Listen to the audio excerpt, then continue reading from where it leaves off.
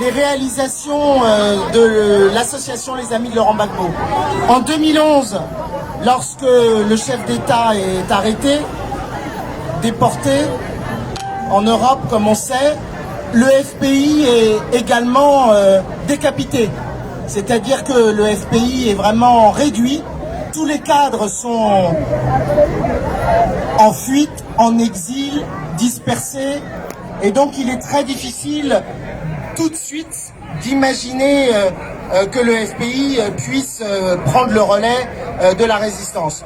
Donc les amis du président Gbagbo se sont réunis, ont réfléchi à une formule, comment organiser la défense et comment organiser la résistance à ce qui venait de nous tomber dessus. C'est comme ça que l'association s'est formée. Elle s'est déclarée au grand jour en France en 2014. Et son premier, beaucoup de combats, mais les premiers combats étaient vraiment concrets sur la libération des prisonniers. Et l'idée a été assez lumineuse d'ailleurs, d'aller impliquer la mère du fils aîné du président, qui est, comme vous le savez, franco-ivoirien, Michel Gbagbo, était dès 2011 arrêté, incarcéré.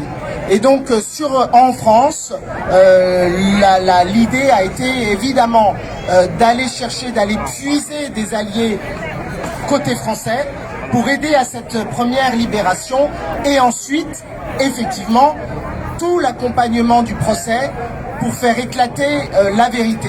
Et donc pour diffuser tout au long du procès les éléments factuels de ce qui s'était passé en Côte d'Ivoire, de déconstruire le narratif français qui évidemment était totalement à côté de la plaque et totalement faux pour servir les intérêts du camp adverse.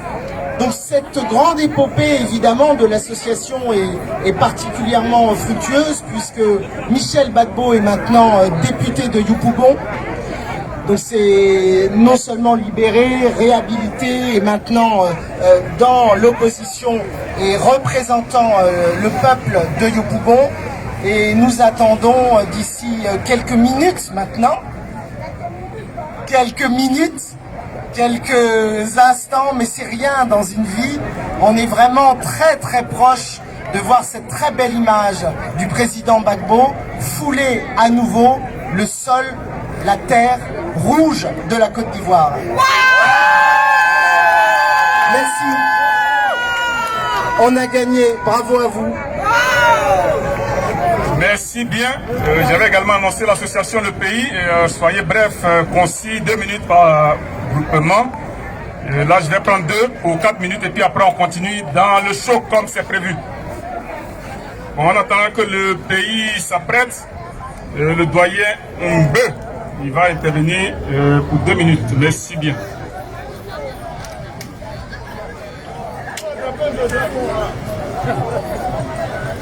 Merci, merci mes frères, merci mes amis. Merci de m'avoir donné la parole à cette place.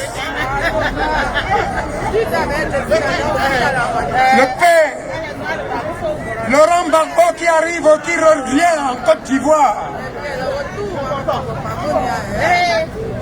Les Ivoiriens, les panafricanistes. Qu'en pensez-vous de ce retour? C'est une victoire. Qu'est-ce que vous pensez de ce retour? C'est l'Afrique qui gagne. C'est une victoire. C'est l'Afrique qui gagne. C'est une victoire. Oui. Moi qui suis père des panafricanistes, je suis fier d'être aujourd'hui sur cette estrade.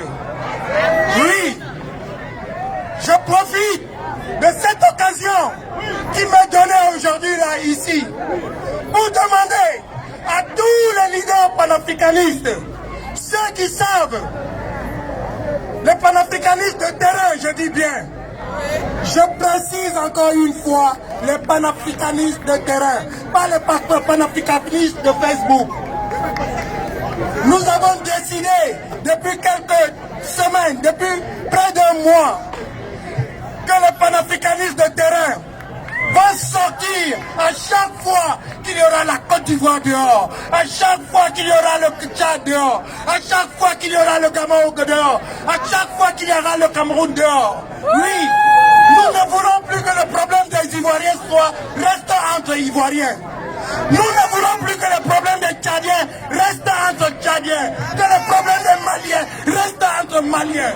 C'est devenu mon problème, le problème de tous les panafricains.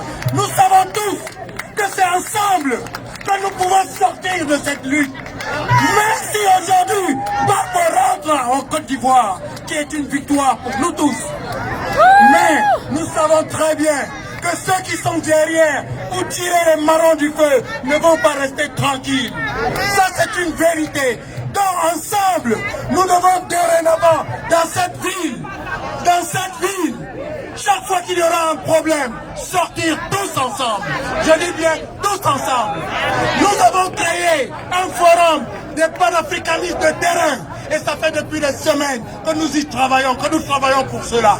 Nous ne voulons plus aller dans des chambres, faire des réunions comme nous avons fait par le passé avec mes prédécesseurs et certains avec moi. Mais j'ai une jeunesse qui est là aujourd'hui, qui veut en découdre. Et ce panafricanisme veut ce bras de fer. Donc dorénavant, sachez-le, j'appelle tous les Africains, ceux qui sont chez eux, qui regardent les directs là, et qui ne sortent pas.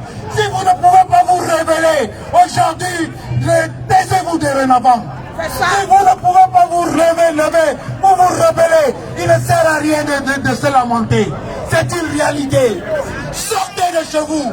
Sortez de chez vous. Gbagbo nous montre l'exemple. Il a fait 10 ans là-bas. Il ne s'est pas plaint. Aujourd'hui, il revient en Côte d'Ivoire, tête haute. Et les Ivoiriens doivent sortir. Pour cela, par tous les moyens, je vous le dis tout de suite. Et cette lutte, elle ne fait que commencer.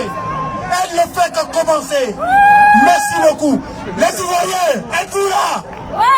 Est-ce que vous êtes là? Et les panafricains, est-ce que vous êtes là? Est-ce que les panafricains sont là? Oui, c'est ensemble que nous allons vaincre. Ne nous cachons plus, nous n'avons plus peur. Ne nous cachons plus. Merci beaucoup. Comme disent nos frères de la RDC, Ingeta. Merci. Merci bien. Beaucoup de bruit pour le faire. Elle est où? Ah là là, je vais la chercher. Merci bien. J'ai annoncé l'association Le Pays. Où est-ce qu'ils sont?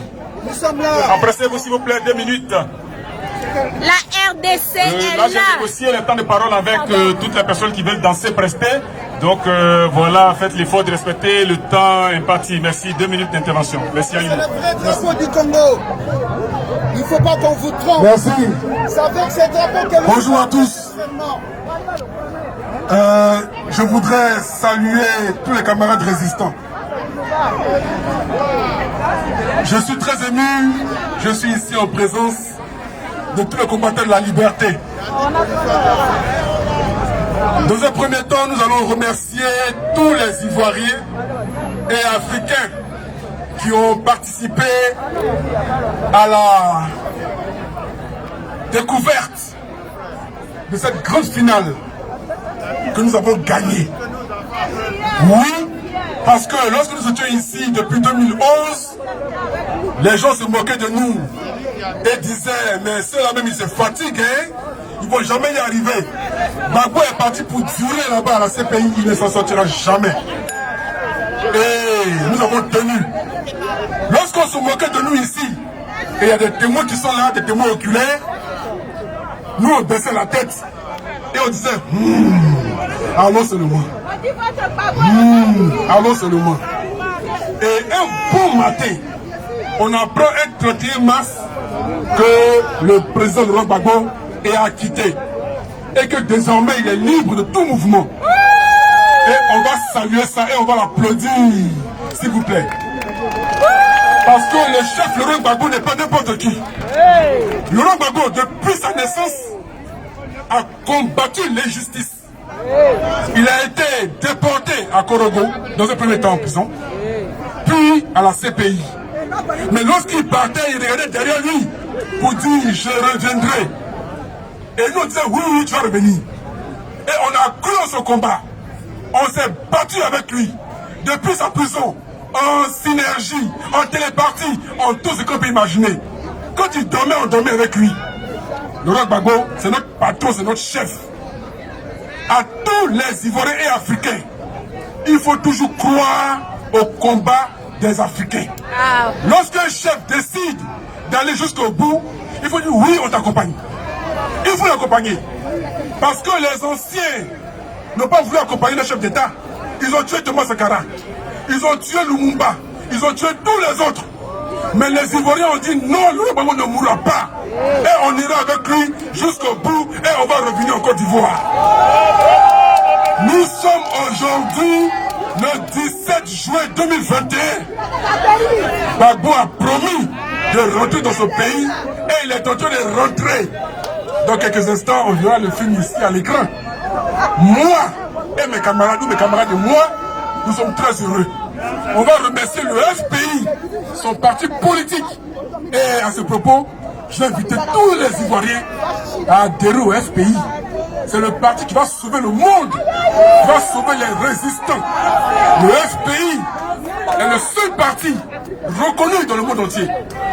Donc, chers camarades, adhérez au FPI, prenez vos cartes. Moi, j'ai déjà ma carte ou ma carte même. Attendez. Ok. Donc, on est ensemble. Que Dieu vous bénisse. Le combat continue. Le combat continue. On est ensemble. Merci beaucoup. Merci à Ilé, merci à l'association Le Pays. Merci bien. Chers frères et sœurs, le combat que nous menons est un combat panafricain. Tous les Africains, au-delà des océans, sont avec nous. Je vais vous présenter une grande dame. Je ferai juste l'introduction. Elle va se présenter elle-même. Cette grande dame que vous voyez, depuis son jeune âge, elle est dans le combat, aux côtés des personnes comme les Aimé Césaire, aux côtés des personnes comme les Cabral, aux côtés des personnes qui se sont levées, comme les France Femmes. Et la voilà aujourd'hui avec nous. Joby Valente, musicien, elle exprime sa douleur en chant et en combat. Cinéaste, merci. Je vais la laisser se présenter elle-même et vous dire un mot pour ce combat. Merci. Merci. Ok. Frères et sœurs, je ne vais pas parler de moi. Si vous voulez savoir qui je suis, vous allez sur Internet et vous tapez Joby Valente. Mais là, il n'est pas question de parler de moi, même si je dois me présenter. J'ai été chaleureusement présenté par ma sœur. Mais je suis là pour soutenir le combat. Il y a 10 ans, j'ai pris la parole pour la première fois à la place de la Bastille, quand le président Laurent Gbagbo a été déporté. On a hurlé de douleur, on a crié, on a pleuré tout en chantant notre espérance. Et je peux dire qu'aujourd'hui, c'est une journée extraordinaire parce que c'est rare qu'un enfant soit déporté au tribunal international, au tribunal pénal et qu'il revienne vivant et bien portant. Je garde ça, c'est pour la vie, le micro. Donc cela veut dire qu'il est protégé. Cela veut dire qu'il a une mission. Cela veut dire qu'il est dans le collimateur de Dieu. Et nul ne pourra l'arrêter. Nul ne pourra l'arrêter. Nul ne pourra l'arrêter. Parce qu'il a compris qu'il a compris qui il était. Et qu'il fallait qu'il se mette sous la protection de Dieu. Et nous sommes avec lui. Par contre, tout en étant dans la joie, tout en étant dans l'espérance, je suis triste dans mon cœur. Je suis triste parce que depuis longtemps, je pleure et nous pleurons, nous sommes plusieurs à pleurer après l'unité, après le véritable panafricanisme, pas l'ethnisme, ça ne nous emmène nulle part. Nous pouvons aimer notre village, nous pouvons aimer nos familles, mais pour que nos familles soient dans la paix et dans la joie, il faut qu'il y ait une unité dans la nation. Il faut qu'il y ait l'unité dans la nation. Et alors je ne comprends pas qu'après des millénaires de souffrance, après tant de soucis, après tant de déboires, que notre peuple ne comprend pas qu'il n'y a qu'une solution, qu'il n'y a qu'une issue, c'est se tenir, se lianer, se tenir matsu et avancer. Il n'y a que cette solution qui peut nous permettre d'avancer. Et c'est pour cela que je suis triste. Mais je ne comprends pas, donc c'est pas la peine. Donc, t'es bien gentil ma soeur, mais c'est pas la peine. Donc, nous qui sommes ici et qui formons un royaume, je crois que nous avons le devoir de montrer l'exemple, d'avancer ensemble, de pousser ensemble, de faire l'effort, de nous aimer, de faire l'effort, de nous pardonner, de faire l'effort, d'être ensemble. Ouais. Et je voudrais aussi dire que le président Laurent Gbagbo, comme vous le savez, n'est pas seulement soutenu par les Ivoiriens. Il est soutenu par tous les Africains du monde. Aujourd'hui, j'avais deux trois frères qui devaient intervenir d'ailleurs, mais qui n'ont pas pu. Qui est l'un d'entre eux est le président, qui est un élu, mais il est le président du MIR, le Mouvement International pour les Réparations, qui est en Martinique et qui voulait manifester son soutien et sa joie. Et il y a en Guadeloupe le frère Luc Renette, qui est connu parce qu'il a fait la prison pour l'indépendance de la Guadeloupe. Et lui aussi voulait manifester. Ce sont des gens qui sont très populaires là-bas.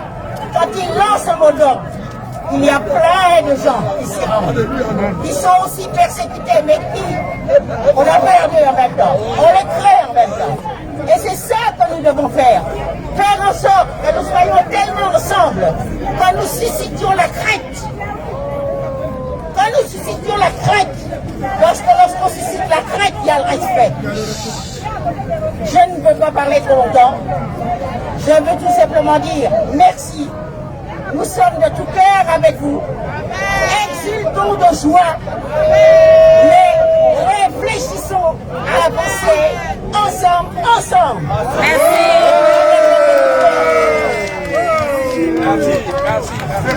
C'est poignant. Merci. On a presque les larmes aux yeux.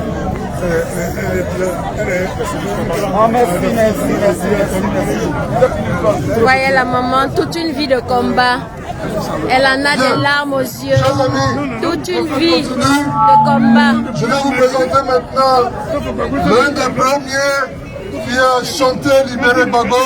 C'est notre frère, commandant Siméon, celui qui est passé sur France 3, France 5, avec les avocats les premiers du président Gbagbo pour parler de la Côte d'Ivoire. Commandant Siméon, pour ceux qui se rappellent, je vous demande de faire beaucoup de bruit pour lui. Est-ce que vous êtes intact? Est-ce que vous êtes intact? On a gagné ou pas? On a gagné ou pas? Vous savez, pour moi, Gbagbo, le président Gbagbo est le plus grand pratiquant du Aikido. Pourquoi? Parce que le Aikido, c'est le principe de renvoyer utiliser la force de son adversaire contre lui-même. Aussi forts qu'ils sont venus, aussi forts qu'ils sont tombés. Gbagbo les a étalés par terre. Voilà. Alors aujourd'hui, je me réjouis de passer une chanson que j'ai mis à disposition pour cette lutte, qui était un outil de lutte. Aujourd'hui, Gbagbo est libéré, c'est vrai, mais ça me réjouit de repasser cette chanson en mémoire de nos moments difficiles. Voleur de cacao, envoie-moi ça, DJ. Yes, I. On va chanter ça.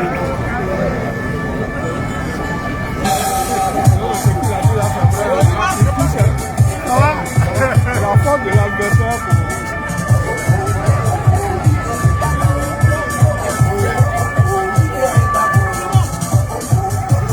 Libérez Gbagbo.